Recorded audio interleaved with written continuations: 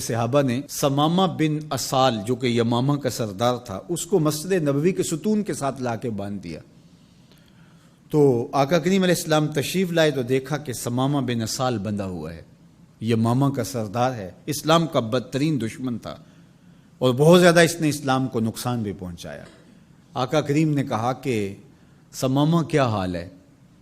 تو اس نے کہا کہ اگر آپ مجھے قتل کریں تو میرا قتل رائے گا نہیں جائے گا، اور اگر آپ میرے عوض کوئی مال لینا چاہیں تو آپ حکم کریں، میں کنگال نہیں ہوں کہ نہ دے سکوں، اور اگر آپ مجھے یوں ہی چھوڑ دیں تو میں احسان فراموش شخص نہیں ہوں، اس نیکی کا بدلہ دوں گا۔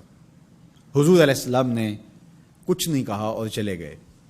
دوسرے دن حضور پھر تشریف لائے اور پھر کہا کہ ثمامہ سنا کیا حال ہے؟ اس نے یہی باتیں دوبارہ کی کہ اگر آپ مجھے یوں ہی چھوڑ دیں تو مجھے احسان فراموش نہیں پائیں گے، خاندانی شخص ہوں، اس کا بدلہ چکاؤں گا، اور اگر آپ میرے عوض کچھ لینا چاہیں تو کوئی کنگال شخص نہیں ہوں کہ کچھ دے نہ سکوں، اور اگر آپ جو ہے وہ مجھے قتل کر دیں تو کوئی معمولی شخص نہیں ہوں کہ میرا قتل یوں ہی بھلا دیا جائے گا، اس کے بدلے میں خون کی ندیاں بہیں گی۔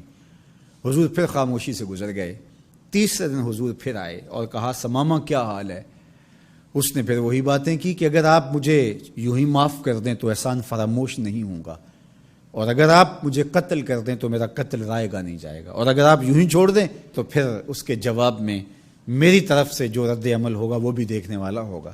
تینوں دن یہی بات کہی، لیکن حضور تینوں دن اس کی گفتگو سنتے رہے۔ اچھا موقع ہے، ایک شخص آیا ہے اور بدترین دشمن ہے، اس کی کونسلنگ کی جائے، اس کو سمجھایا جائے، لیکن ساری باتیں باتوں سے نہیں ہوتی، کچھ نگاہوں کے فیصلے بھی ہوتے ہیں۔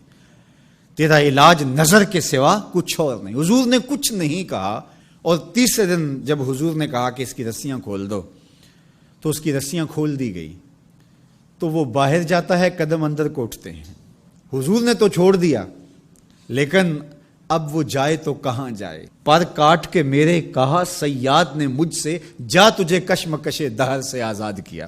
ہر قیدی رہائی مانگتا ہے، اور جب اس کو پروانہ ملتا ہے کہ آج تو جیل سے آزاد ہوگا تو وہ اچھلتا کودتا ہوا باہر آتا ہے اور جیل کے سوگوار ماحول کو چھوڑ کے بھاگتا ہے، لیکن جو زلف رسول کا قیدی ہوتا ہے وہ کبھی رہائی چاہتا ہی نہیں ہے۔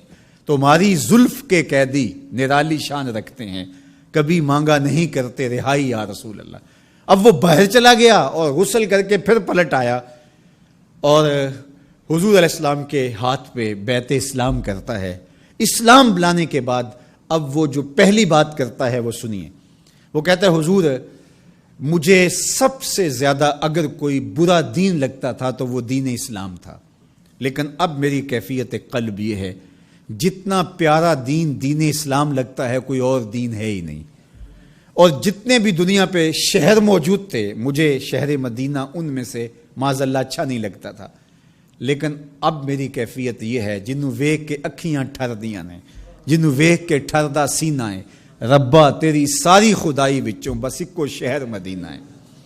تیسری بات اس نے حضور کے چہرہ انور کے بارے میں کہی کہ پہلے آپ کے بارے میں میری رائے اچھی نہیں تھی، اور اب آپ کے چہرے کو دیکھتا ہوں تو ٹھنڈ پڑتی ہے، روح کو قرار ملتا ہے، ایسا سونا اور حسین چہرہ مجھے کائنات میں کہیں دکھائی نہیں دیتا۔ مکھ چند بدر شاہ شانی ہے، متھے چمک دی لاٹ نورانی ہے، کالی زلف تے اکھ مستانی ہے، مخمور رکھی ہن مد بھریاں۔ اب اسلام لانے کے بعد جو فوری تبدیلی اس نے محسوس کی اس کو بیان کیا۔ حضور کائنات میں سب سے محبوب چہرہ اگر مجھے نظر آتا ہے تو وہ آپ کا ہے۔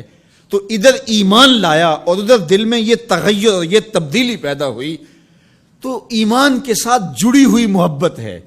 جب محبت ہوگی تو پھر ایمان ہوگا، اور اگر محبت نہیں ہے تو ایمان کی نفی کر دے گی۔ لا یؤمن احدکم حتی اکون احب الیہ من والدہ و والدہ والناس اجمعین۔ محمد کی محبت دین حق کی شرط اول ہے، اسی میں ہو اگر خامی تو سب کچھ نامکمل ہے۔ تو محبت حضور علیہ السلام کی یہ تقاضائے دین ہے، یہ منشاء ایمان ہے۔